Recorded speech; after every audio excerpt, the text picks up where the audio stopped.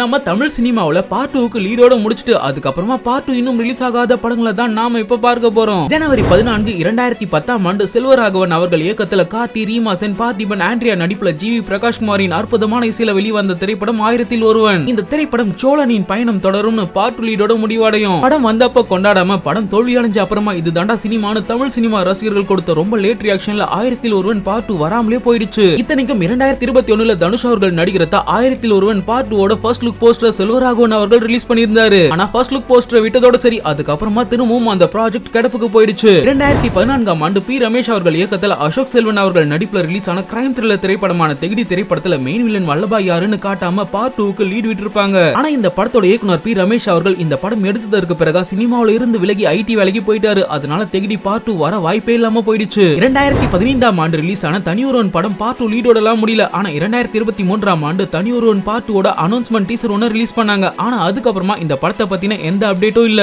2017ல ஆதிக் ரவிச்சந்திரன் அவர்கள் இயக்கத்துல சிலம்பரசன் டிஆர் அவர்கள் நடிப்புல வெளிவந்த அன்பானவன், அசராதவன், அடங்காதவன் படம் பார்ட் 2 லீடோட முடிவடையும். ஆனா இந்த படம் மிகப்பெரிய தோல்வி அடைஞ்சதால இந்த படத்தோட பார்ட் 2 வரவே இல்ல. 2018வது வருடம் வெற்றிமாறன் அவர்கள் இயக்கத்துல தனுஷ் அவர்கள் நடிப்புல வெளியாகி இன்னைக்கு கல் கிளாசிக்கா இருக்கிற வடசென்னை படத்தோட பார்ட் 2 அன்புவின் எழுச்சி என்னவாச்சுனே தெரியாம இருக்கு. 8 வருஷம் கழிச்சு இப்பதான் வடசென்னை யூனிவர்ஸ்ல இருந்து எஸ்டிஆர் நடிப்புல அரசன் எடுக்க ஆரம்பிச்சிருக்காங்க. எப்படி 2030ல இந்த படம் ரிலீஸ் ஆயிடும். அதுக்கப்புறமா 2040ல அன்புவின் எழுச்சி ரிலீஸ் ஆக வாய்ப்பு இருக்குன்னு நினைக்கிறேன். 2019ஆம் ஆண்டு லோகேஷ் கனகராஜ் அவர்கள் இயக்கத்துல கார்த்தி அவர்கள் நடிப்புல வெளியான கைதி திரைப்படத்தோட பார்ட் 2 எடுக்காம மத்த எல்லாத்தையும் எடுத்துக்கிட்டு இருக்காரு லோகேஷ் கனகராஜ். கைதியில வர டில்லியோட பொண்ணு இன்னும் கொஞ்ச நாள்ல ஹீரோயினா நடிப்பாங்க போல. ஆனா கைதி படத்தோட பார்ட் 2 இன்னும் எடுக்க ஆரம்பிக்கவே இல்ல. ஆயிரத்தில் ஒருவன் கைதி கார்த்தி கையில குழந்தைய தூக்கிட்டு போற மாதிரி படம் முடிஞ்சாலே அந்த படத்துக்கு பார்ட் 2 வராது போல. இப்ப நாம பார்த்த திரைப்படங்கள்ல நீங்க அதிகம் எதிர்பார்த்து இன்னும் காத்துக்கிட்டு இருக்க திரைப்படம் என்னன்னு கமெண்ட்ல சொல்லுங்க. காத்திருந்து காத்திருந்து காலங்கள் போகுதடி.